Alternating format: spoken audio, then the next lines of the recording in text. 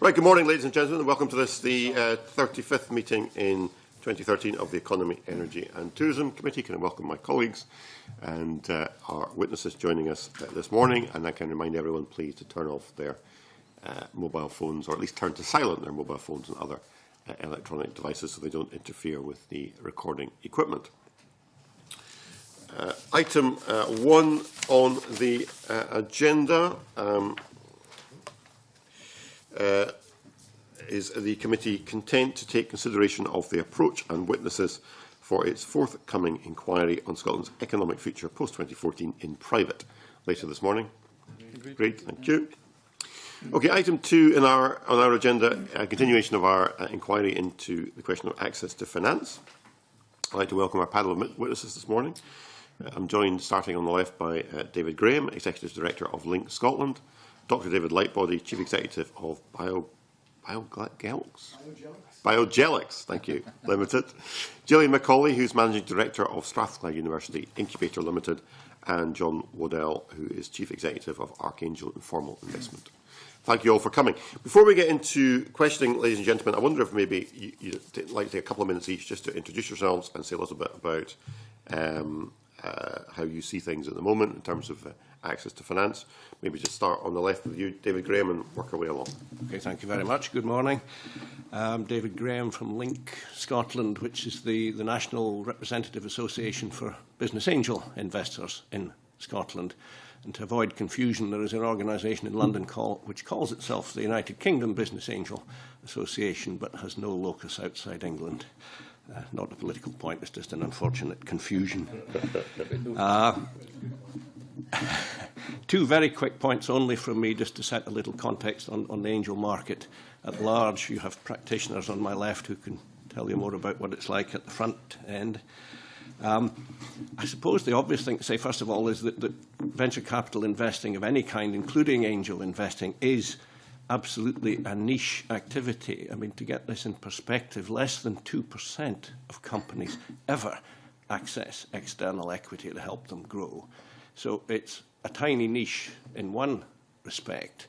But the reason it's really important is that the companies we support, in our case from the earliest stage, if they succeed, go on to be disproportionately important economically. They really punch way above their weight in terms of economic impact. So it is a small sector that has a big effect.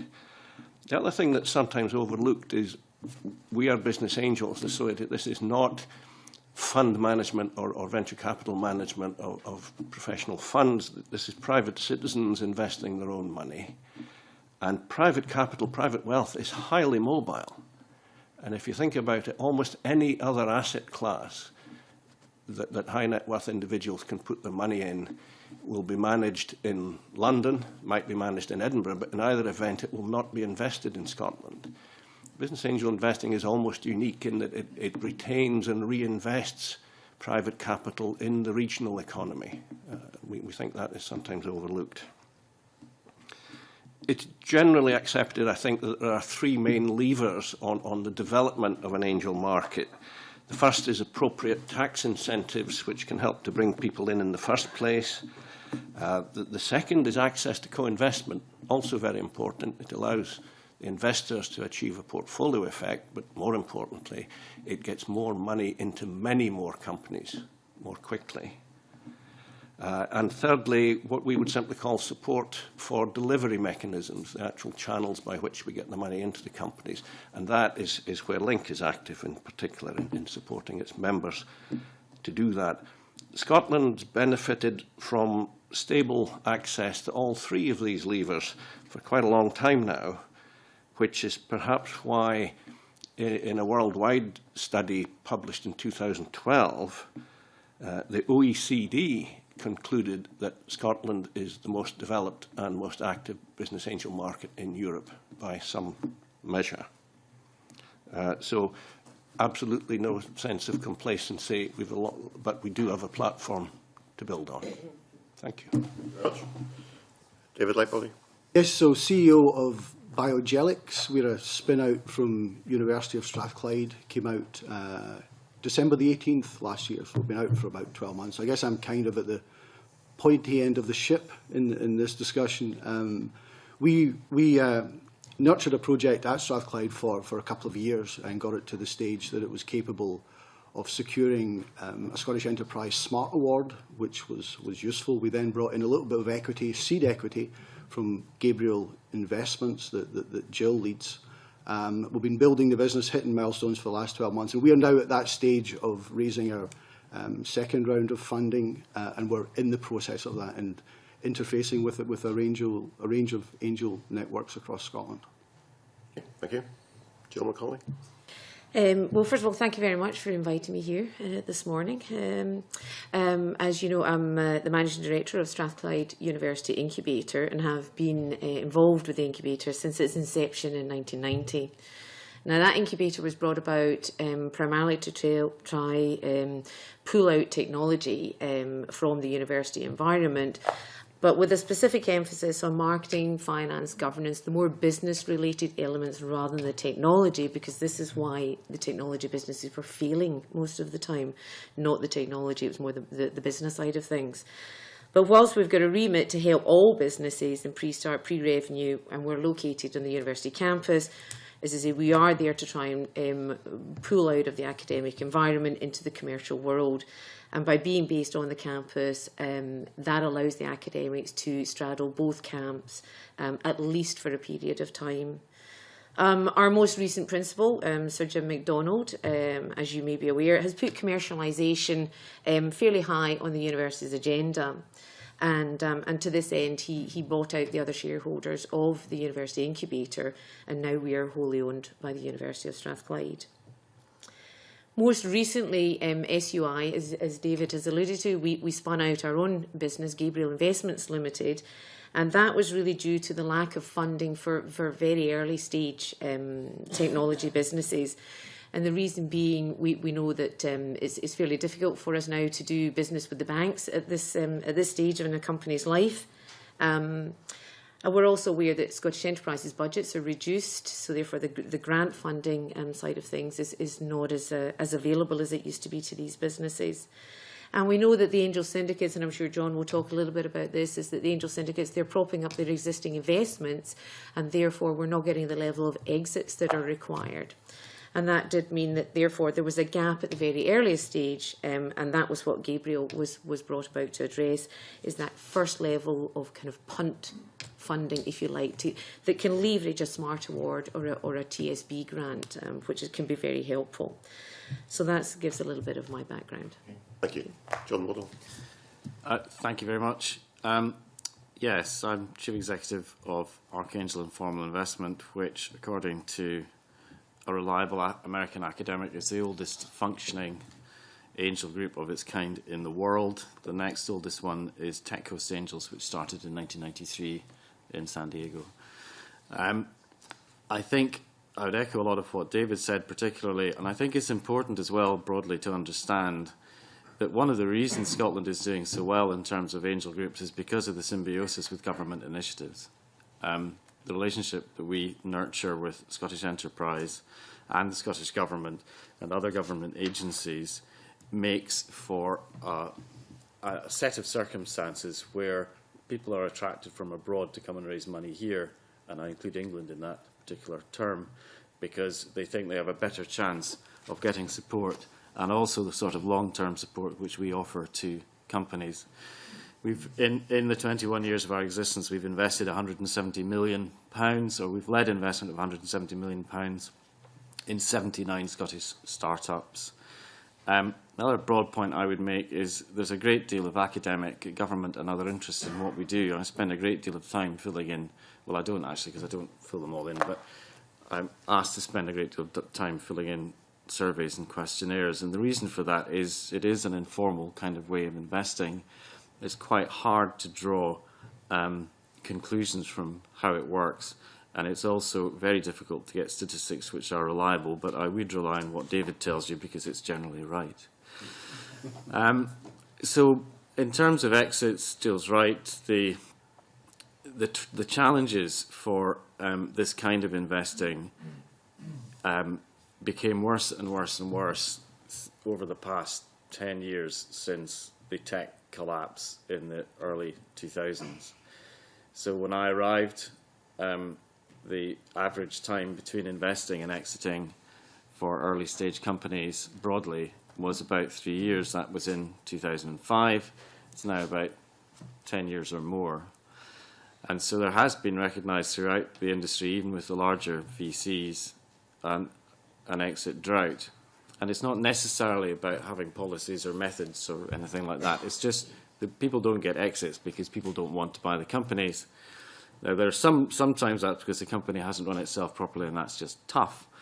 But it's also because over the past 7 or 8 years, the natural buyers of these sort of businesses have become very cautious. However, having said that, I think the rabbit is now out of the trap, and there are very encouraging signs that larger organisations are starting to take some risk in terms of buying smaller companies and for us to get exits. And the great thing about exits for angel groups, and this is a psychological observation rather than something that is a consequence of common sense, people recycle their money. So if they make money out of doing it, they tend not to keep it, they tend to want to fire it back into a new venture. Thank you very much. Okay, thank you very much for those introductions. I'm going to ask members to come in with questions. Can I just say to colleagues, given it's quite a large panel, it would be very helpful if members could direct their questions to a particular panel member or members. If you want to ask chip in with an answer to a question directed to somebody else, just catch my eye and I'll bring you in as best I can. And if we could keep questions short and to the point and answer similarly focused, that would be very helpful in terms of getting through the subjects we want to cover. Can I maybe just start off with a couple of questions just to get the ball rolling? Maybe John Waddle, just picking up on the last point that both you and David Graham made about how successful Scotland has been in terms of angel investment. How do we encourage that to continue? I mean, is it just a question of continuing with what we're doing and don't rock the boat, or are there policy changes you'd like to see to make the environment better?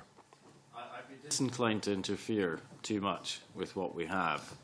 There are new brooms come in both to the civil service and to government with an inadequate understanding and some kind of idea that they can make it better. And I think the main thing to do is to continue to interact with us and for us to interact with the government and continue to improve. But, what we have here in Scotland is really very good and ought to be nurtured and developed as opposed to interfered with, changed or adjusted. David Graham?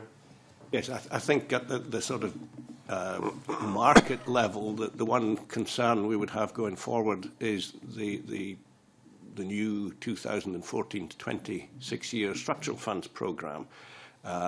The access to finance element of that is not yet absolutely clear.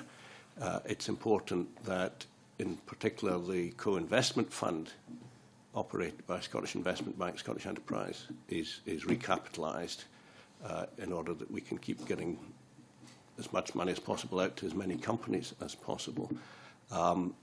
And insofar as we have a position at all, we think it would be useful if access to finance as a theme was separately identified within the structural funds programme, as opposed to sort of a horizontal thing lost across all the other strands.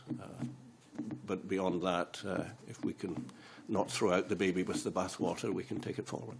Okay. Thank you. Okay, my second question is to David Lightbody and Joe Macaulay. Looking at the figures that University of Scotland have produced, Scotland does extremely well in terms of creating university spin-out companies. They say 28% of all spin-out companies formed in the UK over the past 3 years have been formed in Scotland, and the nearest rival was London with an 18% share. So clearly we're doing very well. What do you attribute that to? I think that there are a number of areas, but I think specifically looking at from the spin-out side of things, for example, the TIC initiative at the University of Strathclyde that is brought on board. Now, this will bring, because of those levels of facilities, this will bring academics, the best and the brightest academics into that environment. Those very bright academics will bring in huge amounts of grant money. They will bring in their teams along with them. And from that, there is a drive now of those academics to wish to commercialise and be involved in the commercial development of their academic research. We've seen that over a number of years now. There are a number of academics who've done exceedingly well in the commercial environment, and I think that helps attracting the best and the brightest possible from all over the world into Scotland. And I think we've been able to achieve that to our credit. And I think we do perform well. I think we could probably do better. I think having lived through it over the past couple of years, that there's one aspect of university spin-outs, and this is just a general comment and a comment that you would pick up, I think, from other practitioners that interface in this kind of way, and that's on the intellectual property side, where there is definitely a reluctance within universities to give up and to negotiate on an IP perspective. And one of our challenges in spinning out was getting that structured and getting that deal structured. And I think I'm not quite sure how you tackle it and how you kind of get into the entrails of the universities to deconvolute some of these things. But certainly as an outsider coming into a university attempting to spin something out, there's something about universities' attitudes to intellectual property we need to deal with. Thank you. I'm going to bring in Chick Brodie, who I think has got a follow-up just on that point. Just on that point, which I think is a very important point. It's quite instructive in talking to some of the universities. I actually exclude Strathclyde from this because I've had some good experiences recently in introducing people, although I'd like to talk about the interface programme in a minute. If I go, and I have been, to Stanford in California and talk to academics there, the first thing they talk about is not, as we've seen in our papers here, production of research publications, citations and knowledge transfer efficiency. The first thing they talk about is equity participation, where they can get it, and not talk about licensing and royalties and things like that. The engagement is a lot stronger. Why is that? I mean, I know we're doing reasonably well, but we could do a lot better. I think we have very good people sitting on the outside in the commercial world, and I think we have very good technical academic people sitting within universities. I think what we need to do more of is we need somebody within the university or sitting within the university environment talking a little bit more of the commercial language. Commercialisation managers, for example, there was a commercialisation manager put into the University of Strathclyde a number of years ago who worked not only to pull out university projects and commercialise them, one of them being Smarter Grid Solutions, which is doing extremely well globally now. But it wasn't only pulling stuff out, it was killing projects early on that were really going to go nowhere. And I think we need to do more of that. But we need to bring people to sit closer to the university environment, talking a commercial language with those university academics. I think we could do more, particularly within that environment, which I think perhaps in the States you see more of. Yeah, I can just add to that a little bit. I had 10 years in the United States, Chicago and Washington, and dealt with universities across the area. And your perspective is accurate in that there's a greater understanding of flexibility in intellectual property. Right, it really doesn't come up in a substantial way. It's certainly not the leading part of the conversation. And often within conversations in the States, it's very much about sweat equity and people prepared to put in time and effort in return for equity participation. And that's a very difficult conversation to have across the board, I believe, in Scottish universities. Okay. And back to Mr. Brodie's point, it is a cultural thing, of course. And to come back to the original question, I think one of the reasons things have improved in Scotland over the past 10 years has been changes at, say, the Funding Council in how they assess the performance of academics and of universities, where it was entirely about publishing and such like before. It now includes things like patents and intellectual property. And so if they see that it contributes to their own career and the way they are valued, it begins to change the culture towards thinking more commercially. Is that because we're not propagating the notion that actually to help university finances through the Funding Council, that we're, that if you like public sector investment in R&D, that we're not really engaging in the minds of the academics that I think, and this is the point I think you were making, that actually there is a generation of income that could accrue to the universities by taking a much more aggressive stance in terms of seeking getting products to the market much more quickly and seeking the equity participation and involvement, either through the angels, and I'll come to come to that in a minute, than we're currently doing. I think we're a little away from that yet. I mean, many academics and many institutions, I think quite rightly, would be very nervous about any notion of directed research. They do strongly adhere to the right to pursue, blue sky stuff. On the other hand, we have moved now beyond the point where it is shameful to be commercial. So I think we're heading slowly in the right direction. Yeah, I know. I won't say who it was, a professor in a university who had developed a voice recognition unit with all the impact that would have on call centres, and left the product on the shelf and seemed to be more interested in going around the world presenting papers on what he'd actually done. And here was a huge product that would have generated enough income for the university. Anyway.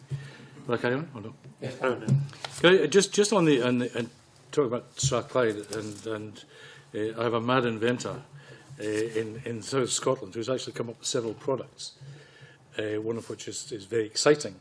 And Presumably he's not really mad. but no, he's a character. He's actually half Russian. But anyway, I'll tell you later. Strathclyde have been very helpful in terms of engaging with them on one of the products through the and activating the interface program with him. But he has 3 inventions, which we've talked to the universities about, not just Strathclyde, and he can only get 1 approval. Why is that? Why wouldn't the university say, this is incredible, and they've said that, but we can only handle 1? Jill?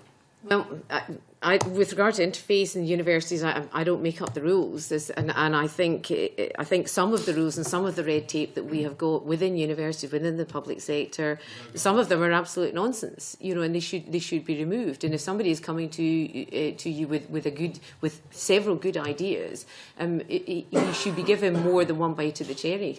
I would absolutely agree with that, and I would fight for that.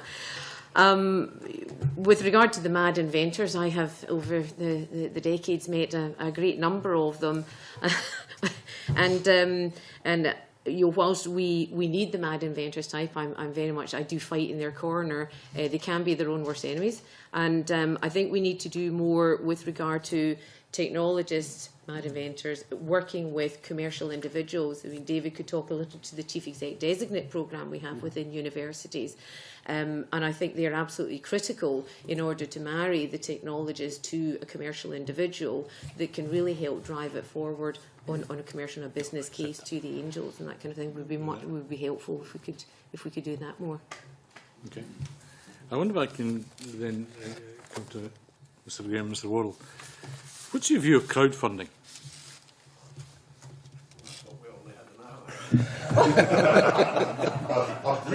Please, on crowdfunding. I think I imagine what we're talking about in this context is equity crowdfunding. I mean, there are several strands. And actually, even the lending crowdfunding, I really think that has significant potential. Things like, what's it called, Funding Circle, which is a many-to-many platform. I think that really has terrific potential. The equity one makes us a little nervous. I mean, in some ways, it's the opposite of business angel investing. It is private individuals putting money in, but they have no opportunity to examine or do any diligence on the investments, and they have no subsequent involvement. Rightly or wrongly, our belief is that because we get deeply involved in assisting the companies beyond the money, is one of the things that contributes to the success of angel investing. I think the moves at the moment to deregulate would also cause some concern.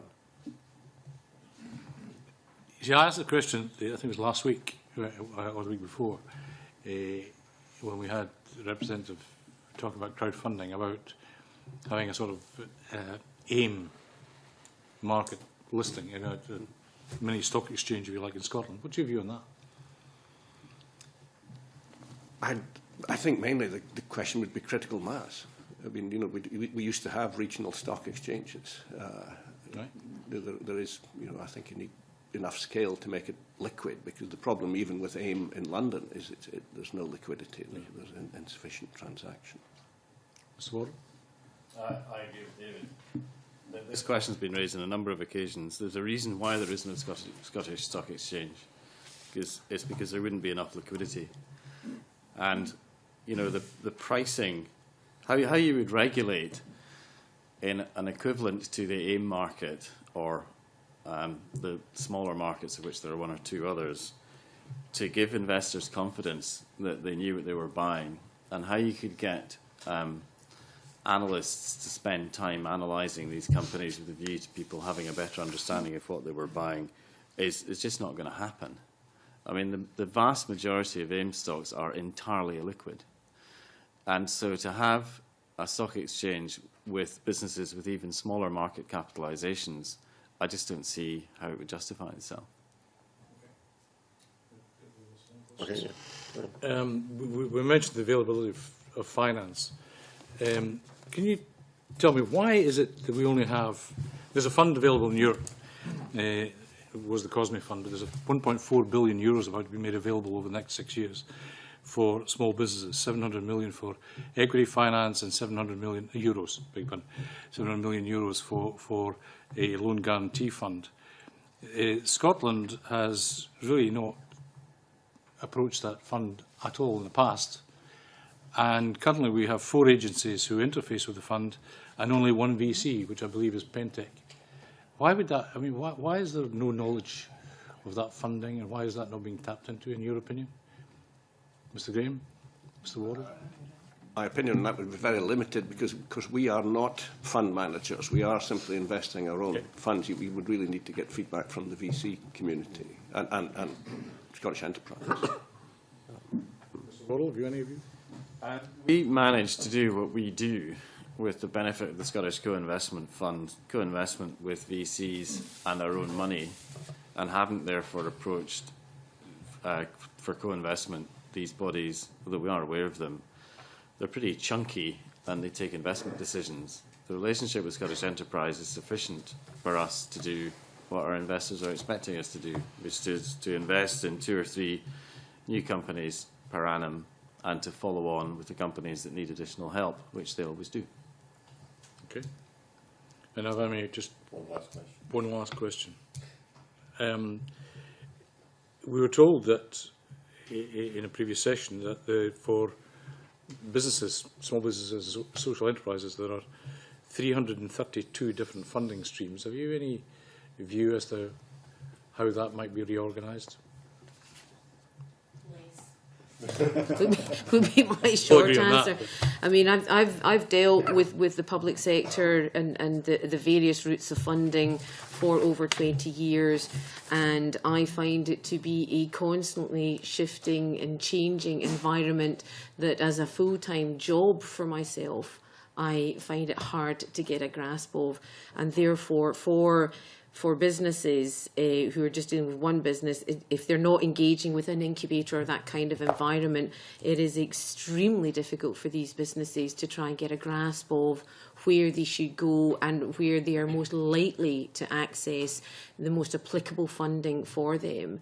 And I think that a lot of them, they will go down blind alleys and they will waste an enormous amount of their time, energy, to the point where some will maybe just even give up. Yeah, we just find that whilst everybody, I think, has a will to try and make things less complicated, in actual fact, at each turn, it seems to be even more complex than before. Thank you. Okay. I'll bring in Marco Bianchi. Thank you, Convener. First question is for Gillian Macaulay, I suppose be the best person to answer. In all of this, we've talked about angel investments and a touch on venture capitalism as well, but where are the banks? Where are the commercial banks in this? Do they have any scope for involvement? At the level that we're involved in at the start of a company's life, where they are predominantly, because they're technology related, as they push into the commercial environment, they still have some technological challenges. We find that the banks at that kind of pre-revenue, pre-start stage the commercial banks will not be involved at all. I think one of the kind of the small glimmers of kind of loan funding has been the West of Scotland Loan Fund. But my most recent involvement with that, where we were looking at a convertible loan for a business that we'd already invested in, we turned that around in 6 weeks. Our money stayed with our lawyer's account over that period of time. 9 months later, we are still waiting for those funds to be transferred. So therefore, just the length of time alone for these businesses to go to banks or to the West of Scotland Loan Fund, it needs to become shorter. Is the West of Scotland Loan Fund, pardon my ignorance, is that partially public? It's partially public, Yeah. through Glasgow City Council as its administrator, yeah. In that case, at what stage in a company's development does that become an option? Is that at the kind of stage that you're at, Dr. Lightbody? In terms of bank financing? For the second stage that you were referring to before? No, I'd say we'd be further on. We'd probably be a year plus before we would be in a position to take overdraft facilities from a standard commercial lender. And has that changed at all in the past 20 years?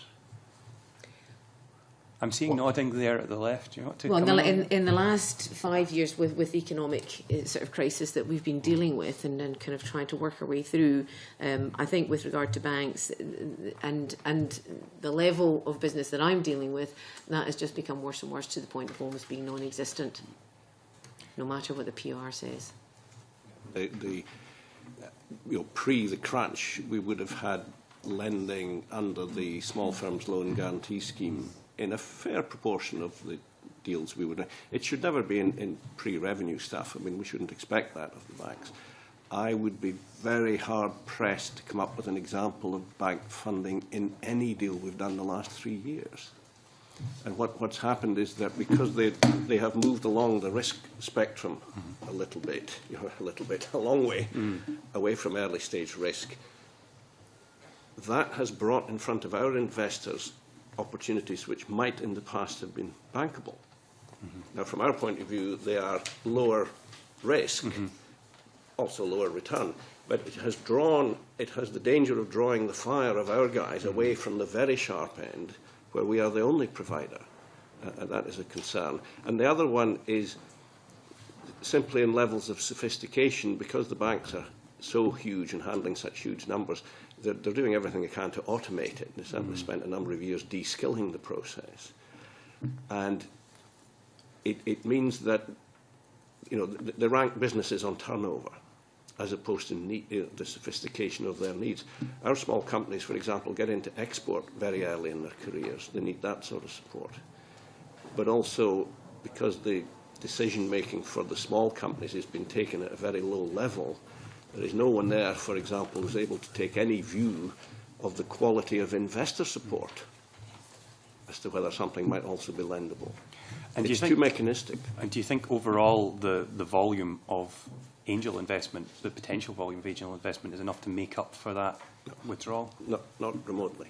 And nor should it, because actually in the end equity investing is very specialised. It only suits very high potential companies.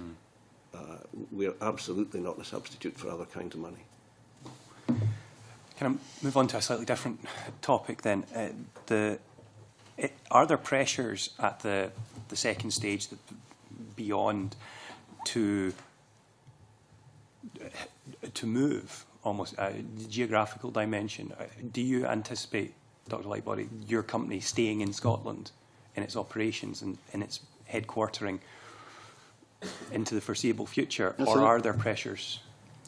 It's interesting about our markets. We make a hydrogel product that we sell to cell biologists, stem cell applications, cell therapy applications. So our market is completely global and is driven largely by US customers and customers in Asia.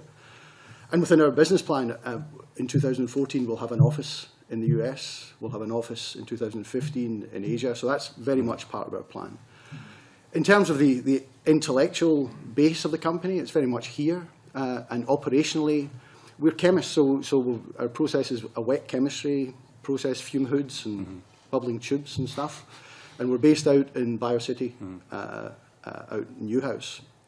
We would never have a real need to move away from that base operationally.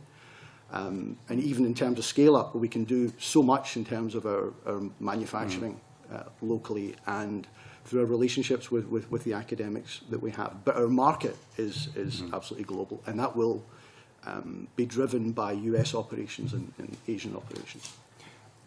Gillian Macaulay, is that a general experience, or is it the case that there's more mobility in other areas, since you've got the broader perspective of all the companies that I think Strathclyde have with regard incubated? to sort of university projects that spin out of the major universities here, then there is always going to be a tie within the university from an intellectual property perspective, from ongoing research. I mean, the technical director within Biogelex, whilst an equity stakeholder, also has academic obligations, and that continuing sort of symbiotic relationship between the two, I think, is very important and will continue to be fostered, because it helps the business, it helps the university.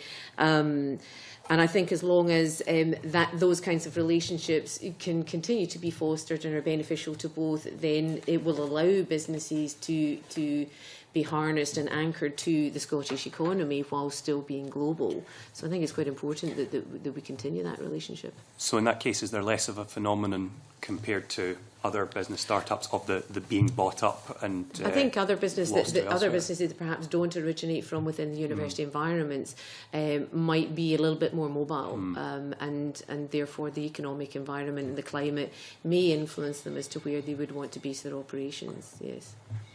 And with the convener's indulgence, a third area is the general climate for research and development in Scotland commercially. I mean, we've got the statistics for the university spin-outs that are very impressive, and you're all to be congratulated on that.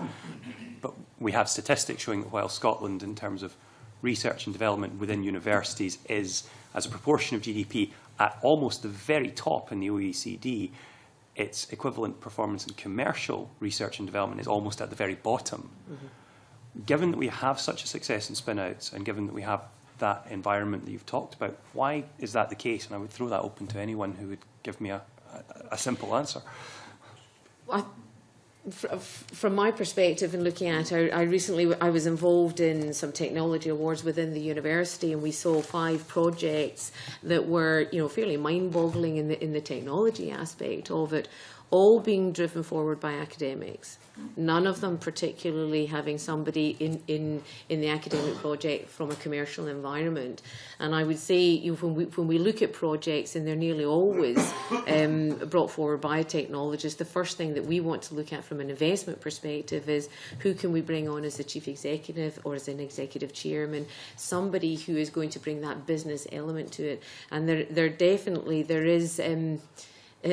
is a lack of that level of expertise working around the university environments.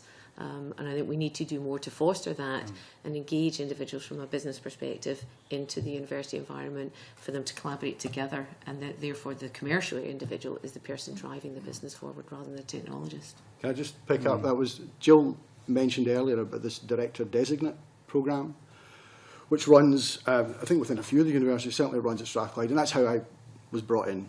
Came in from outside the university and was engaged in a very kind of part-time basis, but coming in from a commercial perspective, and to engage with an academic who had a clear international profile and some really interesting technology. And we nursed it for a couple of years, just bringing kind of the commercial side together with the technologist, and shaped it with input from a lot of different sources into a plan that we felt was fundable, and then we were able to bring in some seed funding through Gabriel Investment. So, and I'm a strong advocate of the need to bring in outsiders into the university. I don't think the university commercialisation groups are designed to necessarily generate and commercialise these technologies. So it's this role of bringing in outside influence.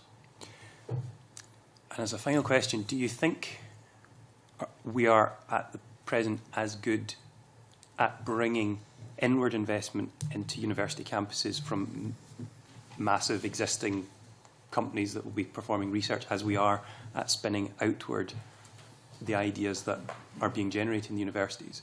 Because when you compare Scottish universities to the likes of the Golden Triangle of Oxford, Cambridge, Imperial, there's a lot of inward movement of money there as well that set up institutes and so on. Is that a market we can enter?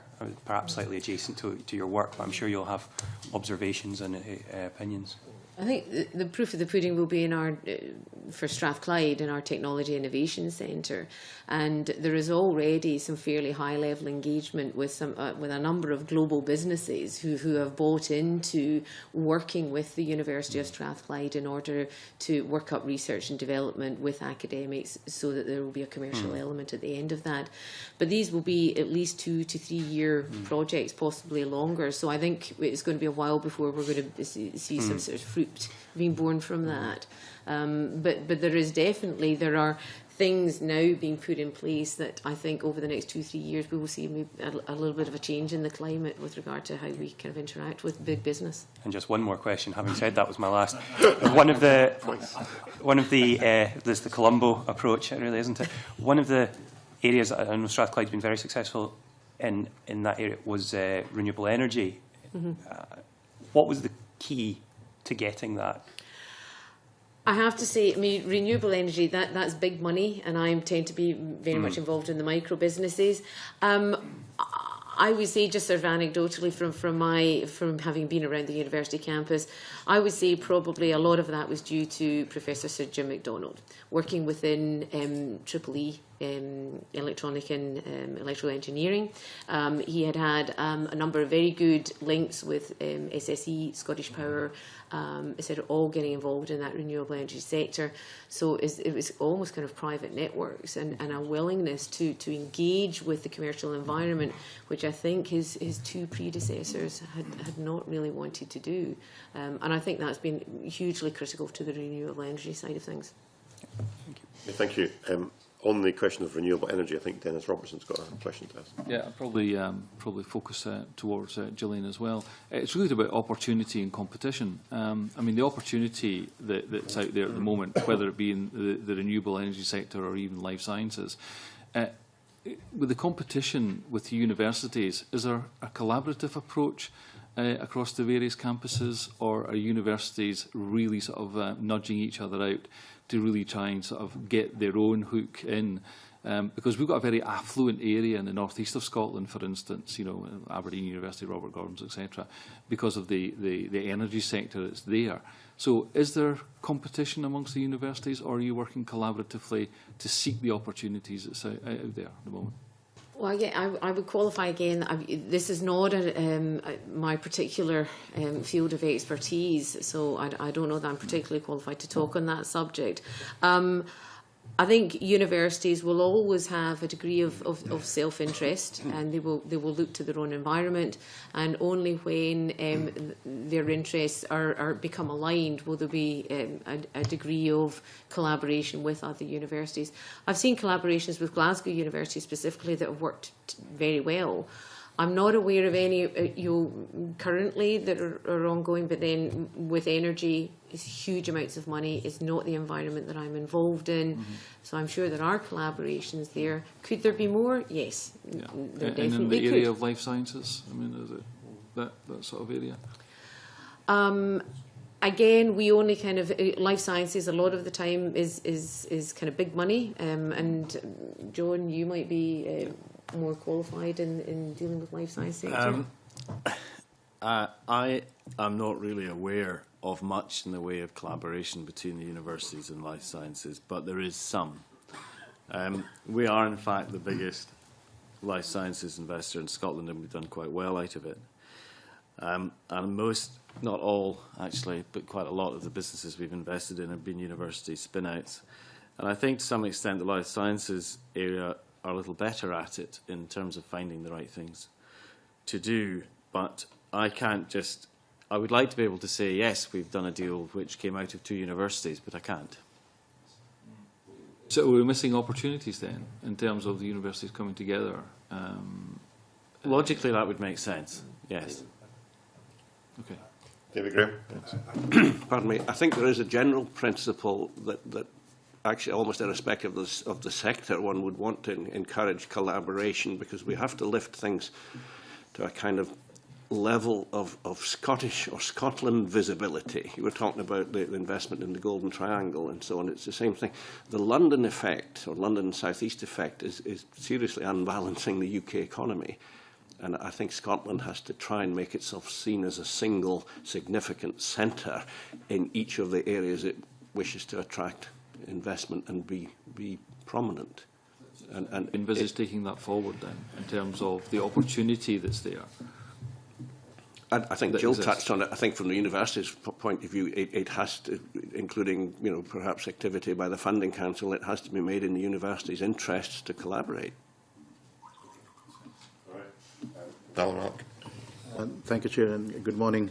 I want to ask my first question from David Graham. It's, you touched upon international activity, and I'm keen to see that progress.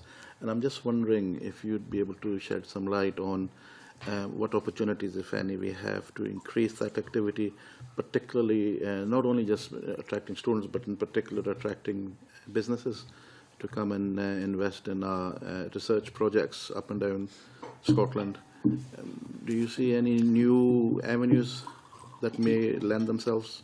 Yes, I think the first thing to say is that business angel investing, I mean, worldwide, is a localised activity because you want to be on hand to support the companies that you invest in. That said, there is a growing sort of worldwide community and network of business angels and angel organisations, which can be enormously helpful, firstly, when you're trying to take your companies into other territories. But also increasingly, I think, in terms of the possibility of movement this way. I really don't think we're going to see transnational movement of money at the angel level. It's not terribly practical. But there's a lot of other useful things that can go on. And in fact, UKTI, UK Government Trade and Industry, have a thing, I don't know the proper name of it, but it's something like the Global Entrepreneurs Programme, where they have recruited a couple of dozen, I think, of really quite high-profile technology entrepreneurs, and have got them out around the world scouting, not for large inward investment companies, but for emerging technology companies that could be persuaded to locate here because there is a favourable environment here, including availability of investment. And we're just beginning to get our first couple of referrals from that initiative. And how successful has that been to date? It's too early. I mean, I think bar one, which Archangel's relocated from Australia, I haven't seen much movement yet, but this is a brand new initiative. Okay. John Waddell, you want to come in? It wasn't very successful. We have done it in the sense that we had a life sciences business called Lux, which struggled but had technology which had applications in the oil field. And just by sheer hard work and getting on bikes and planes and things like that, we raised money from Statoil Ventures, which is Norwegian, and ConocoPhillips Ventures, which is American, and moved the business to Aberdeen, and it's doing quite well. So there is access to that kind of stuff if you are prepared, which is really the case in every aspect of what we do, to go out and look for it. The other thing which I think is interesting is there's clear signs of large multinational corporations taking an interest in venture funding, not only directly, but also by taking positions in funds. And again, that's something which I think could be encouraged. And the reason they're doing that is not simply to make money, because people like Samsung don't need to worry about investing a few million here or there. The reason they're doing that is because they want to understand what is actually going on in the universities and at the level at which we operate, because they can't get visibility of it otherwise. So I think there's stuff to be encouraged in that regard, and I think there are big companies who are interested in what's going on at our level. What would be your suggestion, and what would make it a successful project? Well, there is Iberdrola Ventures have invested in a company called, I can't remember. It will come back to me. Iberdrola is a Spanish company, and which owns one of the This is Scottish Power, yes, sorry, I was going to say SSE, I was getting them mixed up. And their policy about how they do venture investing is very similar to a number of international organisations, so it's worth telling you what it is. So they have invested in Hammerfest Strom, I've remembered the name of it, which is the company which is making the tidal turbine, which is going to the north of Islay. And the reason they invested in it is not because they want to own the company, but they think their investment will be better as a consequence of the relationship it's going to have between itself and Scottish Power. So they're interested in investing in companies where they can add value because of their local presence in the industries which they own.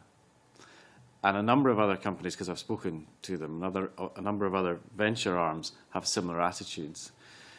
And interestingly, in the case of the Lux business, which went to Aberdeen, I was always very keen to have two oil-based companies invest in it rather than one. And the reason for that is that if you only have one, your potential universe of buyers just assumes they're going to buy it, so why should they bother bidding for it? Whereas if you have two and they both believe this, then anybody might bid for it. So it protects their investment as an investment as opposed to a method simply of making money, of getting into a market and ending up owning the thing because they're quite happy for it to be sold to somebody else, which I think is interesting. And secondly, they can influence their operational guys on the ground to actually use the product. So that's the basis upon which I think international players might be interested in what we're doing here. I've given you one illustration, there will be others. And I think that's something which already exists, which hasn't come about as a consequence of any initiative, particularly from policymakers, but is something you might want to take an interest in with a view to its development. Just to follow up, why do you think the policy has failed to date? Do you think that we are targeting the wrong people, or is it which policy? Well, in terms of sending people out to headhunt projects around the world for our universities, is that because that they're perhaps limiting themselves in the areas of research that we want to do? Is it because we have lack of choice in Scotland? I don't know. I mean, I think what I would say is I spoke to one of the entrepreneurs in residence who's involved in the UK TI project, and he told me in terms that with regard to his job to try to encourage entrepreneurs to come to Britain, he's going to encourage them to come to Scotland rather than London, because the setup here is more conducive to longer-term investing for these kind of businesses than it is anywhere else in the country. So that has been successful. Okay. Well, you say that's... It's getting there. It's getting there. Okay. And what about student importation in terms of bringing fresh talent to the UK? How's that progressing in our universities? I can only speak anecdotally about that. We've had challenges with that. Right. Because we've had to ask postdocs to go back to the country of origin because of clampdowns nationally in giving people visas. Right. We've had 2 occasions recently where we've not been able to get people into the country to work for us. And you have to get talent from abroad, you know. It'd be lovely to think that the Scottish universities were turning out rows and rows of potential VPs for Procter & Gamble, but we aren't. And we need to take advantage of people from abroad coming into this country to work for us. And I think quite a lot of the startups and quite a lot of the talent here came as a consequence of inward investment in businesses like Motorola coming and then going, or IBM. And more of that will produce more talent that gets tied here. One of the most successful entrepreneurs I've met, actually, is a Canadian who lives in Dundee because he came to work here for NCR, got married to somebody in Dundee, and she wasn't for leaving, so he started a business instead. So getting foreign people in here to help these businesses develop is key, it seems to me. David, yeah. So, quite recently had a very striking figure from the National Venture Capital Association in America, and that roughly half the companies that raised venture funding in America last year, half, had a founder not born in America. It is a staggering proportion. Okay, thank you. Margaret McDougall. Good morning, panel. Really just following on from what John Waddle had said there regarding not being able to get the suitable people to carry out the business. Perhaps Gillian Macaulay could answer my question on skills. You know, and we've already spoken this morning and heard evidence that, you know, we have the academics coming up with the ideas, we've got the research, they're ready to go, they've got some funding, but it's finding that expertise out there. Are the universities providing that? Is there a mismatch between universities and the skills base that we're providing? I don't know that there's a mismatch. I certainly think there's a shortage of talent that can take on the CEO role within a business. The other thing is it's not just about having a number of people. You've got to then match the technologist and the technology to the individual, and that becomes a little bit of the kind of X factor thing. It's a case of taking a horse to water. It's not always going to be an ideal fit, and that can be a bit of a problem as well. But certainly we just don't have enough of a pool of those potential CEO designates in order to match them up to the technology businesses. So I think we need to do more in order to drive the skills and training towards being able to take on that chief exec role, and I would include good non-exec directors and chairman positions as well. I think one of the other things that has always been a kind of a pet project of mine is lack of funding in the area of sales, and I don't mean marketing. And market research. I mean, actually, it doesn't matter how great the technology is, it is not going to sell itself. And people have to be skilled up in order to be able to take a product out, knock on doors, pick up the phone, work the leads, and produce it through to a sales conclusion.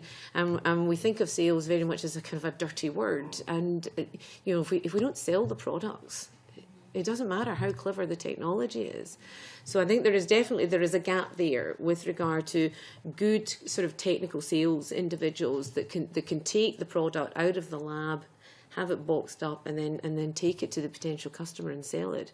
So I definitely think that's an area that if we could address some of that, I think that could help some of the businesses create some step change within their sales cycle.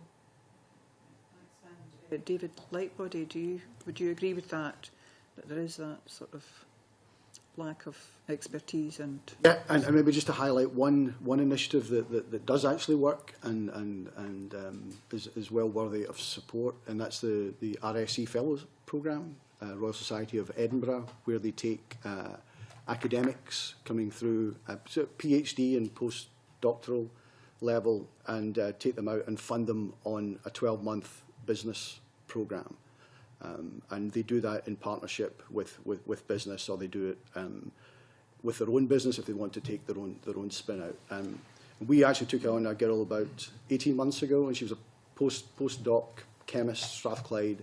She was taking on an RSE fellowship, and we took her on that initiative and hired her as a product development manager. But that ability to take the technical skills, which we certainly have, but actually provide the technologists with business skills at the same time, and do it within an environment that's collaborative and helpful for small companies is very important and very useful. So that's been a good one. The only issue that we had with it, and it comes back to these tend to be university employees and university technologists, and the only slight wrinkle in the scheme is dealing with IP and dealing with the IP within the university and the IP that these technologists are capable of taking out and developing into a business. Right. So can any of you answer the question then, are universities now looking at this and how they work better to provide people with these skills? I think, I mean, Strathclyde is, I know, currently engaged with an organisation to build a sales academy into the university environment that is not only open to university academics, but it will also pull people in from outside. Now that's just about to start over the next sort of number of months. So it's early days yet, but I think there is an awareness of some of the gaps, but the difficulty is that the funding for those gaps gets cut and cut and cut, and therefore if you have 20 things that require funding but you've only got money for 10 of them, some things are going to fall by the wayside. Okay. And can I just continue on a different... Just before you do that, can I just Right. ask a follow-up just to that last question, Joe Macaulay? I mean, should we be encouraging pure science graduates or postgraduates to do an element of business studies, for example, so they're a bit more focused on these issues? Personally, yes. I think we had when I came to the university many moons ago, we had a course called the Technology and Business Studies unit.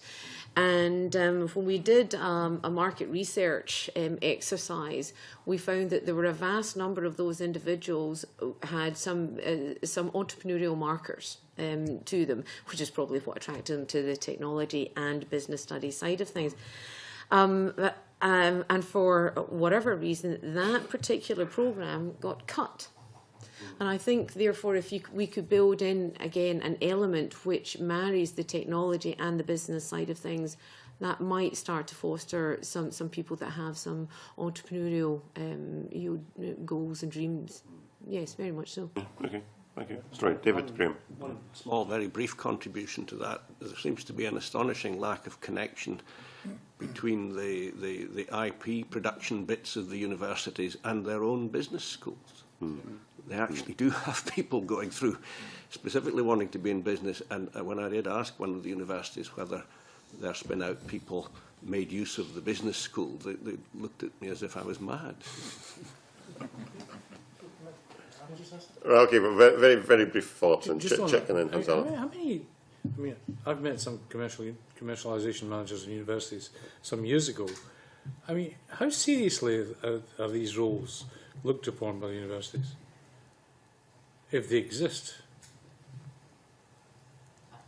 I think within different universities, they have their own different agendas and how they drive the IP forward and whether or not they want to look at spin-out versus licensing. I think a few years ago, licensing was probably the preferred route because particularly the commercialisation departments, I mean, all universities deal with annual budgets, and each department must look to its annual budget and various outcomes and box-ticking exercises that the upper echelons want to see happen, and therefore making the licensing route more attractive.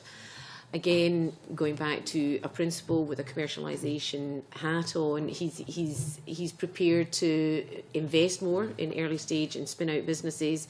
He's prepared to wait longer for those returns. But yes, there's more we could do in that environment. So we're saying the principals need to change their culture. I think they do, but that is top down, and that's going to take a while. It does depend on. Sorry to interrupt. It does depend on the university. And the other thing I would say, I mean, how they're viewed is a very loaded question, which is difficult for us to answer because we know them all, so we don't want to be rude about them. But it's. If they really knew what they were doing, they wouldn't be doing it. They'd be entrepreneurs. And I think that the challenges presented to these individuals in the universities, where they've got everybody at them to try and create businesses out of what academics are inventing, are enormous. And it goes to a point that was made earlier about availability of academics. And I can name a number of situations where there have been very interesting inventions. In one case where the academic previously committed to a number of days per week for another business which had been spun out, which was a requirement of the investors. But the second thing he invented was much, much more interesting than the first thing, and he couldn't give enough time to it, and I don't think it's going to succeed. Or another set of circumstances where the academic is so brilliant that he's attracted vast amounts of research funding so he can go away and think about things. but he can't give enough time as a consequence to the business he's created as a result of his inventions. And I think that those challenges, which are a function of the whole issue of how you spin businesses out, are very difficult. And people are critical of commercialisation, guys, but partly because I know them, but also because I feel their pain, it's very hard for them to do it. It's very, very hard. And it's very hard, again, to get to the point which Marco Biaggi made, it's very hard also to attract foreign capital while at the same time trying to keep the businesses in the town that they're in. Because it may be, actually, that they should be in California or India or Australia or Japan. Yep. Okay. Just one last thing, to follow up on John. I think we're also in danger of trying to make everybody an entrepreneur within sort of university environments, and universities are learning institutions. They are there for not just commercialisation, but for blue skies research. And some researchers will never spin out a business or license a deal, but that doesn't reduce their validity. And the fact that every student should not be an entrepreneur as well. And I think we're in danger of trying to push everybody down one path and creating so many chiefs that we've got no Indians. Right, Hansala, briefly, please. Yeah. That last point, I think there's always been that argument of people studying for business or that studying for knowledge, and that will always be the case. But I just want to come back on the UKBA issue in regards to visas and the havoc that's causing our universities.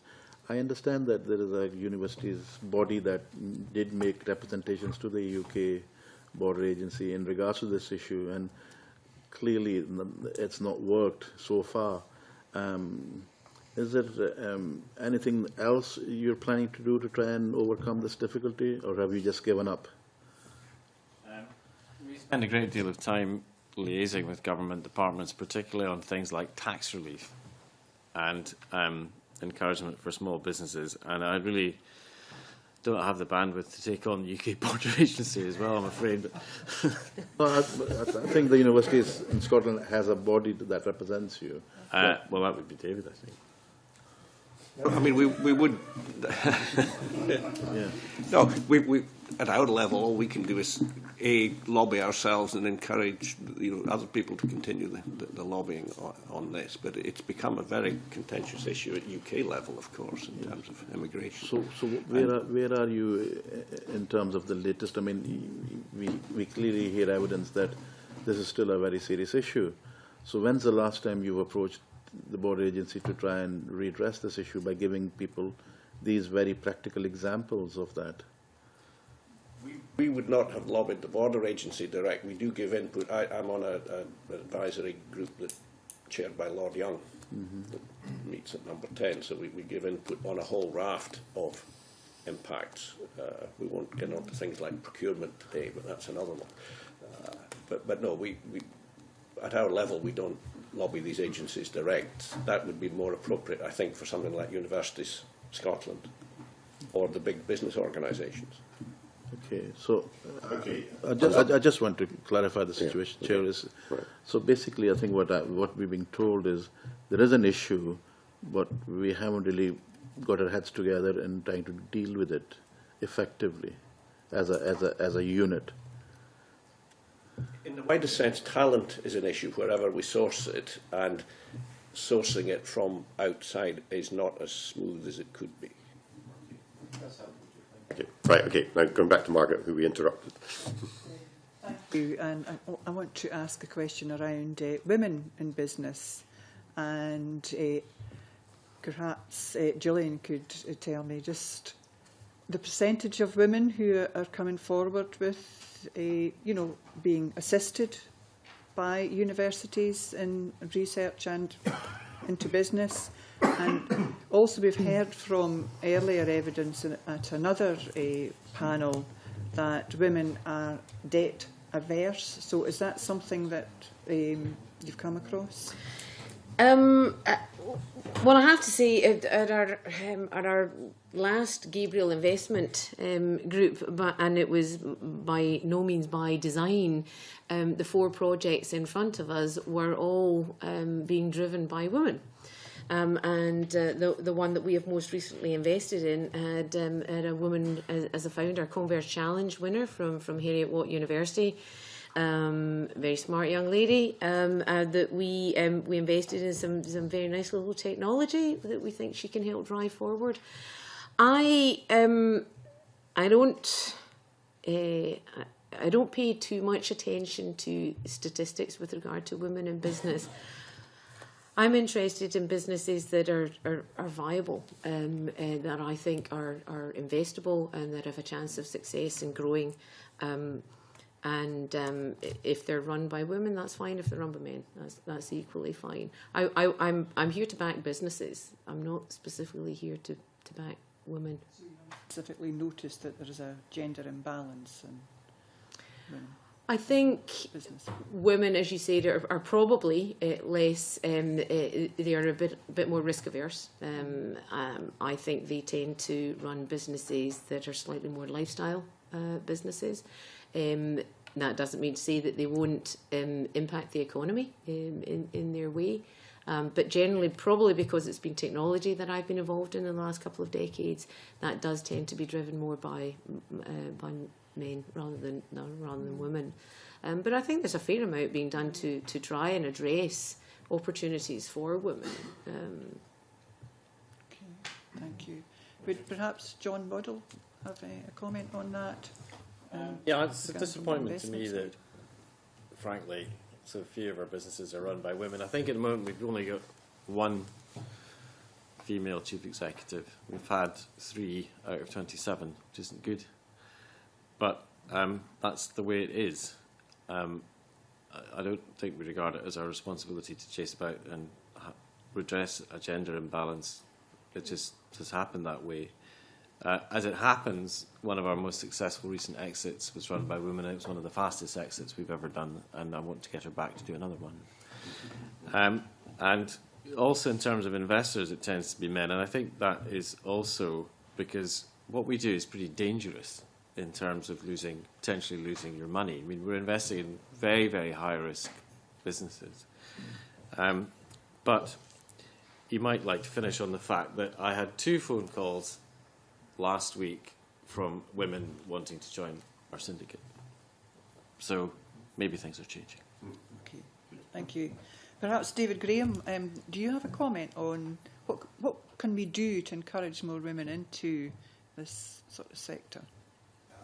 You're right that when they are perceived as being more risk averse, and as John said, they are a very low proportion of the business angel community at the moment, although there is some evidence that they do better, interestingly, as investors. I think the whole women's representation in business, in enterprise, and in what we do is one whole turn of the wheel behind. You know, it is changing, but we need to go through the entire cycle of women starting, developing and getting out of their own businesses. And that is one whole generation behind, if you like. So they're underrepresented in all areas, but it is turning that way forward. At the moment, we think they're about 2% of business angels, despite the fact that they own, we believe, about 46% of the wealth. Okay. Right. Thank you. And you could argue control the rest of it. Okay. Mike McKenzie. Thank you, Convener. I mean, I think it's been a very interesting discussion, but I'm not clear as yet where any restriction, if there is one, lies.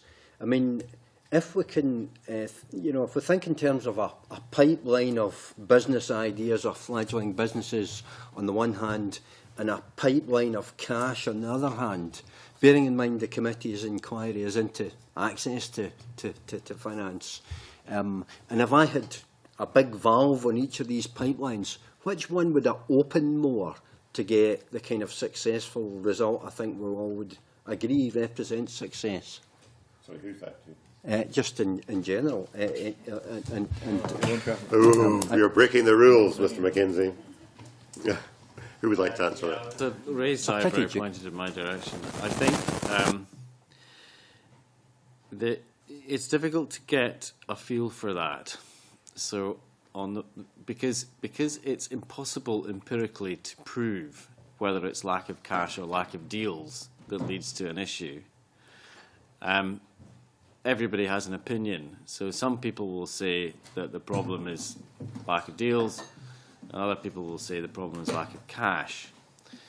What is, I think, interesting is the ACA, which is Angel Capital Association of America, which is the equivalent to Link, but we do about 25 million a year, which is punching above our weight in terms of population size. They do $1 billion a year.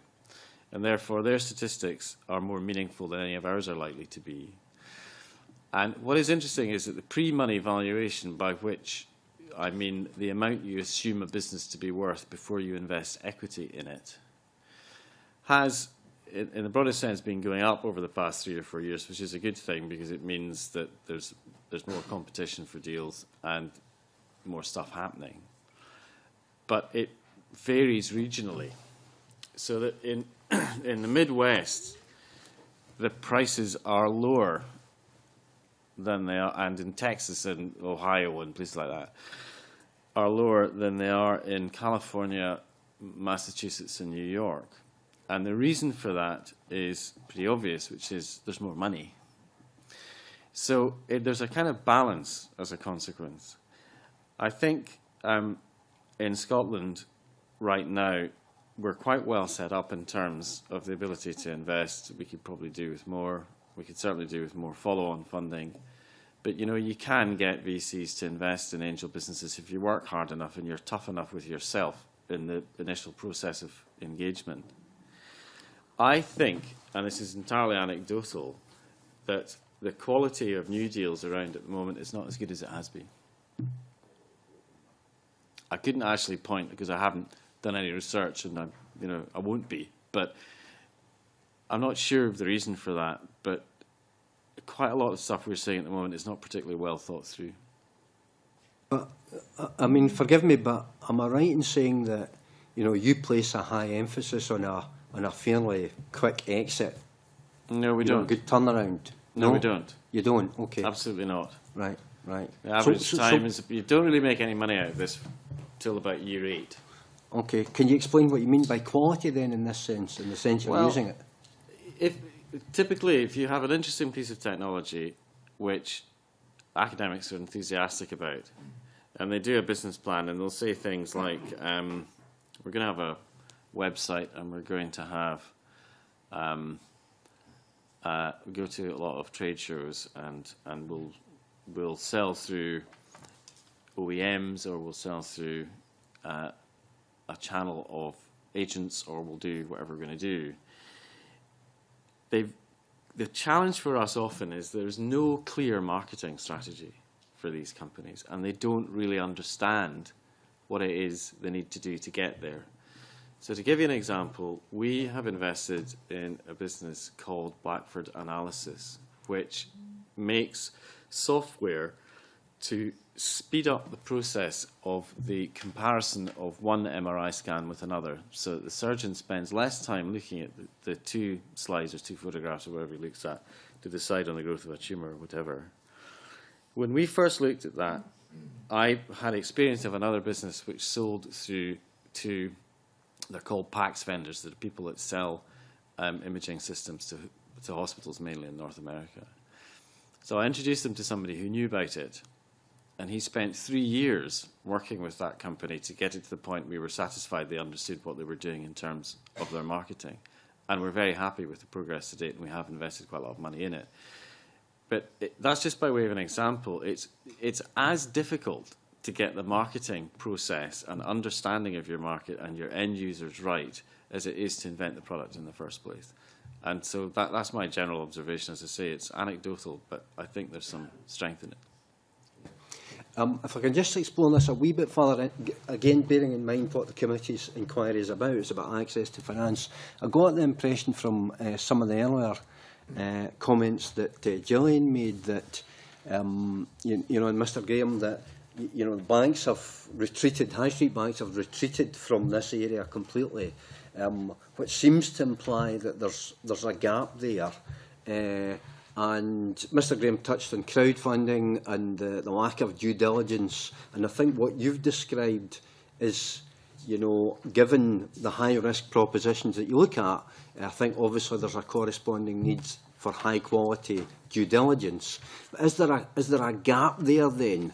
You know, is there a requirement for some mechanism, some type of organisation that maybe fills this space that the banks have left empty, or even when the banks were, you know, prior to the credit crunch, was there still a gap there in the pipeline of funding requirements?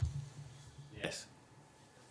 Yeah, I'll give you a practical example, which is the proof of concept scheme, which is a very good university-driven scheme, because of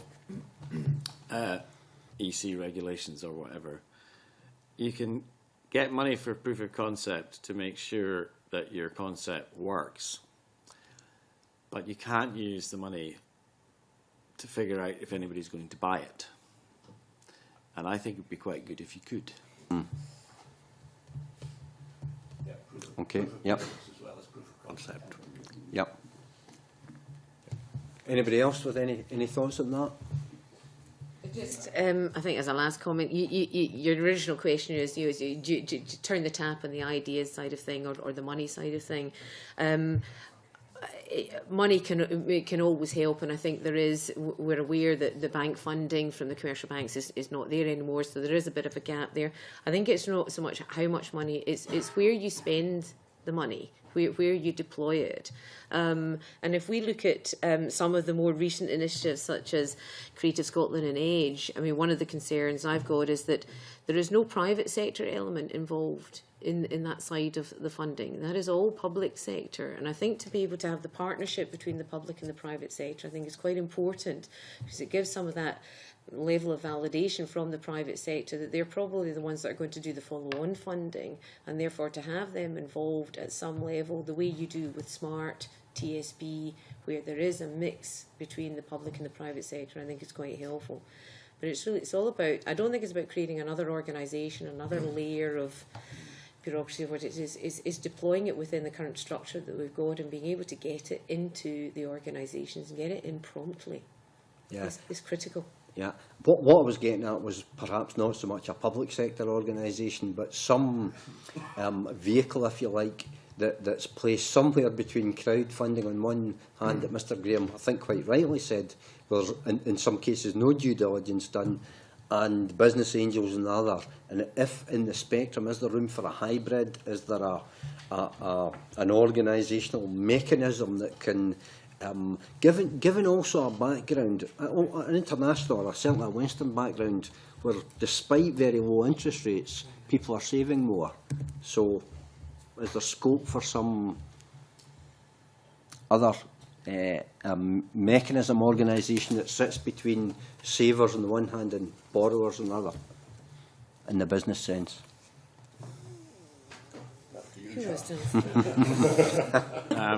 I think the challenge is getting people to invest their hard-earned cash in massively risky ventures. And I think that what we do is, it's still massively risky, but we do spend a great deal of time and effort on diligence to understand that businesses may or may not be successful. So I don't think there's a solution of the type you've described.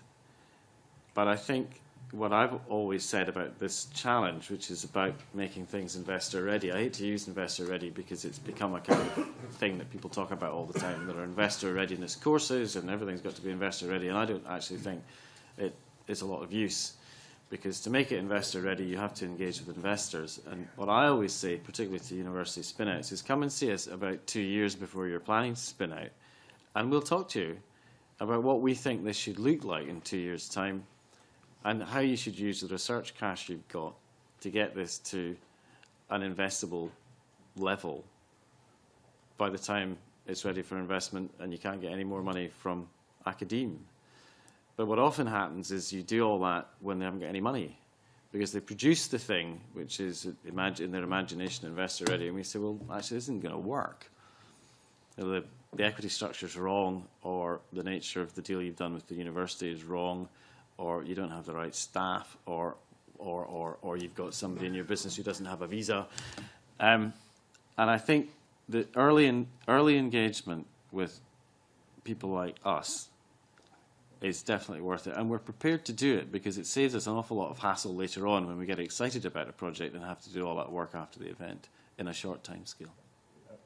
There was, I thought, a very commendable initiative to form a panel of private sector funders to look at things entering the proof of concept scheme very early in their life, to do exactly what John said, and the European Commission decided it was anti-competitive because it gave us privileged access.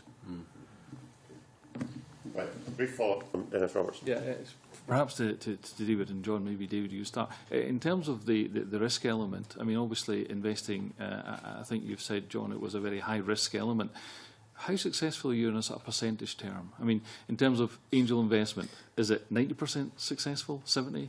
80%? So far, we have lost half the companies and about 17% of the cash. Yeah. 17. 17% yes. loss. So you lose your money quickly in this game, okay. and you make your money over a longer period. So the logic of that, of course, is that the companies that have survived have had a substantial number of follow-on rounds. But it's very important, as many angels will tell you, to kill them early if they're not going to survive. I love the concept. Archangels are performing ahead of the market. I mean, worldwide, half of all angel investments are a complete loss, and some of the rest do not return all cash. It's very high risk. Only about 20% of angel investments return more than the original money. That's interesting. Why do you do that then? Because it's the future of Scotland, and it's great fun. Okay, thank you. Right. Yeah, well, yeah, we're getting way behind the clock, so a very brief question, Mark. So what are then, for those 20%, the kind of returns that you get in practice? It's like all venture capital. Quite often the 80-20 rules applies in life as well. It is almost impossible to give a sensible statistical answer because everybody's investing as individuals. They have different weights of portfolio. But the only mass survey that's been done by Professor Rob Wiltbank, who's actually here next week to start on it again, he looked at something like 1,200 angel group investments. If that had been a single portfolio, which is a huge if, they got about 22% IRR. And that's roughly what we've done, depending how you're looking at it. It's about that. Okay, we're getting towards the end of the session. I've got one last question I want to ask, maybe to Jill Macaulay, touching on some of the things we talked about earlier. The committee has taken an interest in the past in the ITI, Scottish Enterprise Intermediary Technology Institutes. Do you think we missed that kind of concept, or was it something that just didn't work? Well, it obviously didn't work. I think we know that. That's the short answer. Why I don't know exactly why it didn't work. I think a lot of it was mismanaged. I think it was great as a concept. Maybe the wrong people. I certainly think, I mean, there were vast amounts of money thrown at it without any kind of due process as to what's going on, where's the money going, how are we moving towards, commercialisation, when are we going to get any kind of return, etc., etc. So I think there were a number of failures from the organisations giving the money, from the organisations running running the money, and then eventually within a number of years somebody putting their hand up and saying, right, we can't fund this anymore. So I think there were failures across the board with regard to that. And I think it was, generally speaking, a financially an unmitigated disaster. So let's not do that again. Okay. I think the concept of market pool, as opposed to technology push, is a good one as a fundamental concept. It's a shame it didn't work out. Yeah. Okay. I think we better draw it to a close there and review the time. It's been a very interesting session. Thank you to you all for coming along and assisting the committee. We're now going to go into private session and have a brief suspension.